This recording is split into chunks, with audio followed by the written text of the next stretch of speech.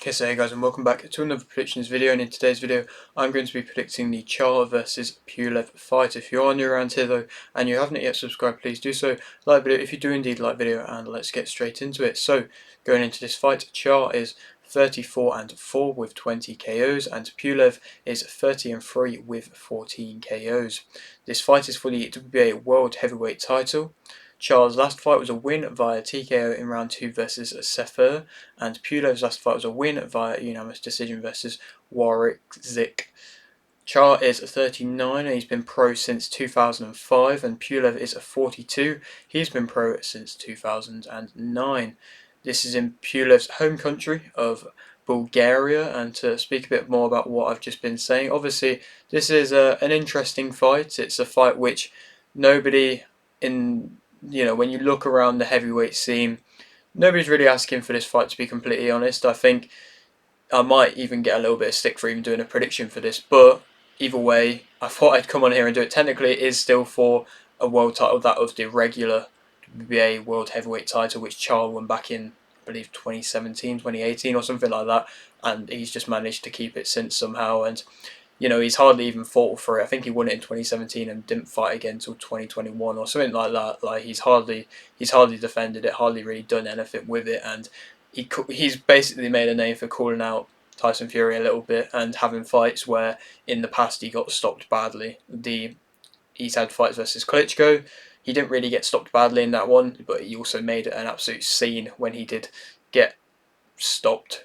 I suppose the cut was quite bad, and he was fuming. He made a bit of a ruckus about it and wasn't too happy. But then he went on, I believe, to either the Briedis or the Povetkin loss. Both of them devastating knockouts, and the Briedis one especially very devastating, that of a stoppage. And he's been shown that he does get hurt, and he does very much walk onto shots to then get hurt. But in recent years, the opponent level has dropped, and he also hasn't been quite as active, but he's still been winning, and he does look good at times, and there are good things about him as a heavyweight, which I'm going to talk about more about in a moment. But now he's got this fight which against Pulev, who is definitely on the latter side of his career as well. I mean, only recently suffering the defeat to Chisora, and when you suffer a defeat to Chisora and you're wanting to be on that top level of a heavyweight, you're probably got a long way to rebuild if you are losing to Chisora. And it weren't a bad fight, Pulev versus Chisora, but there was definitely things that he had to work on, and it just seemed like he was past his best at that point already. And obviously he's gone since then. He's managed to get a bit of a win against an opponent who isn't really overly well known or anything like that, but he's still managed to get a win. So he is coming into this with a win, which is something. Like I mentioned, they've both been pro for a long time. They both have the experience and the levels of that of experience, and they are both on the much older side, to be completely honest. But Pulev in his home country, he's also got his, I believe, brother or somebody related to him also fighting on the card. I believe it's only a 2-fight card.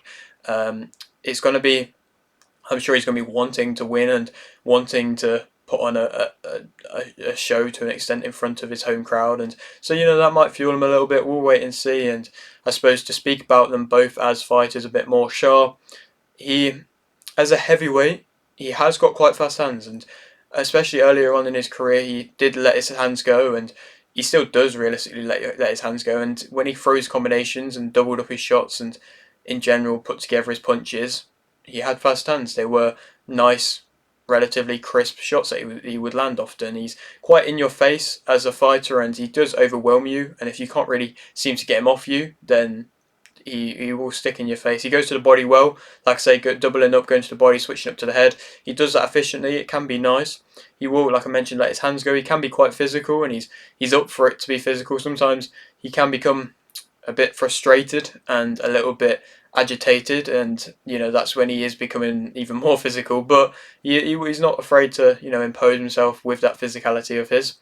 He's, like I mentioned, got good shot variation. He'll go to the body, uppercut well, and push his punches through well. He's got a solid jab, good basics as well, relatively good fundamentals, solid timing, plants his feet relatively well, throws in bunches. He's quite good at getting you up on the ropes, and when he does get you up on the ropes, he will normally punish you, even against when you look back to the fight against Klitschko, any of his success that Charr had was when Klitschko was up against the ropes, and so yeah, he can punish you when he gets you up against the ropes. The negatives, I suppose, he'll walk onto shots. That's a clear thing from him. That's pretty much the reason why he's got stopped so badly in two of them times. Like, obviously, there's probably is questions about the chin to an extent, but the fighters he did get stopped badly against in Briadis and Povetkin. They were bad stoppages, and they were also against hard punches. But he definitely did walk onto shots and try and, capitalise a little bit on any kind of mistake and force the fight a bit, which he does do. And then he got caught with a shot coming in, and then he gets knocked out cold. He can overcommit. His accuracy at mid range ain't amazing. He will stand straight on like both of these fighters will. His defensive movement, like both of these fighters in Pulev and him, aren't anything special at all. He can overcommit. He has a low guard. He's pretty much lost at every seemingly step up so far, and so on paper though I do think this is a good matchup choice for Charr, and obviously he's the one defending the belt here, and he's picked and chose an opponent, which I think is smart for him for this one. He does rush in. He can be wild at times. Getting into range sometimes is a bit of a problem. He's not really a massive heavyweight, so when he is trying to get into range of his punches, that's when also another reason why he has to overcommit a bit at times. He's been stopped, like I mentioned. Where's the chin at for him? But like I'm going to mention with Pulev in a minute, Pulev ain't a massive puncher. He does drop his head down quite often, so if there's an uppercut there to land, he will probably get caught with it, and he does, like I mentioned, get frustrated, and that's when he tries to be forced to fight even more. Pulev, as a fighter though, he's a bit more of a mid-range type fighter. When I've seen him do some of his best work, it does often seem to come from the mid-range. He's got a good jab, he works off his jab quite well, he sets off it quite well. Arguably, the jab from him is better than that of Charr's. He's got good straight shots when he uses them, like I mentioned, mid-range type fighter. Front foot, he wants to be on the front foot as well. It will take a lot for him to get pushed back. He's often willing to stand his ground and stands his ground well. He's quite physical as well, finds his range relatively well. When he does gain a rhythm, that's when the shots do start to flow a bit more, and he looks more impressive, but I suppose it is for him to actually get into a rhythm. He can outbox you. He does have also solid boxing fundamentals as well, and when he does get into a mid-range flow, and if you allow him to have that range, then he will be able to capitalise, but I don't know if Charr's going to allow him to have that range. He's got a relatively good chin. I mean, he has been stopped twice against Klitschko and Joshua, but he took some big shots against Chisora. He took some big body shots as well, and he seemed to be able to take them. Obviously, you don't want to be doing that too much, and with the age he is at, I'm sure the chin isn't amazing, but there's still something there. He's quite good at slowing the pace down, probably because he has to, but he can do it well. He will let his hands go as well if necessary, but like I'm going to mention in a minute, when he does let his hands go, it ain't always the best. But he is also patient as well. He doesn't try and rush his work too much, and he isn't overly messy as a heavyweight, and certain heavyweights are quite messy brawler type fighters, and I wouldn't necessarily say that Pulev is that. Obviously he is slower, he is past his peak. Charr, I suppose this fight will answer if he's past his or not. His timing isn't always great. In close, he can be quite messy and inaccurate, and he seemed to really struggle with Chisora when he was in close with him. He's not as powerful, like I mentioned. He can just sometimes arm punch a bit at times and just hope that the shots are going to land, and that's when the accuracy can look even worse. He headhunts a bit at times. It doesn't go to the body as well as or as nicely as what Charr does. Defensive movement, like I mentioned, neither of them have really got any of that, so I'm sure it's going to be a who can control the centre type fight. Keeping a distance, he has good straight shots, and when he is allowed to have a distance, he looks good, but it's actually being allowed to have that, and he doesn't always get that. The footwork isn't amazing, and he does tire as well. I'm sure both fighters do tire quite a bit, so it'd be interesting to see who's the one that's going to tire more, I suppose. Charr is the favourite for this fight, and I think that Charr will win via TKO in round 5. I think it's going to be a relatively comfortable win for Charr. Like I mentioned, I feel like on paper this is a good matchup for him. It's not really an overly powerful puncher. It's not somebody that's going to want to put him on the back foot.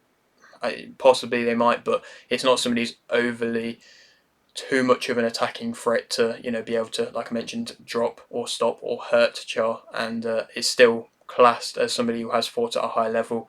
But yeah, I think it is set up for Charr to win, and Pulev, hopefully, if he does get stopped badly, in my opinion, probably should retire afterwards. And then who he could go on to fight, I think there is options there for Charr. Hopefully, he actually does go and willingly test himself after this, like, a Bacoli. Bacoli seems to have fought everybody, but that could be an interesting fight. Miller could be an interesting fight as well. The winner of a Jagba versus Vianello also could be an entertaining fight. Caballero could be an interesting fight. So I definitely think there is options there outside of the clear heavyweight favourites or whatever. So I would like to see Charr get tested. I'm sure everybody will after this fight, but we'll have to wait and see. But yeah, that is it for today's video. Hope you did enjoy. Like the video if you did indeed like the video. Subscribe if you are new, and thanks for watching.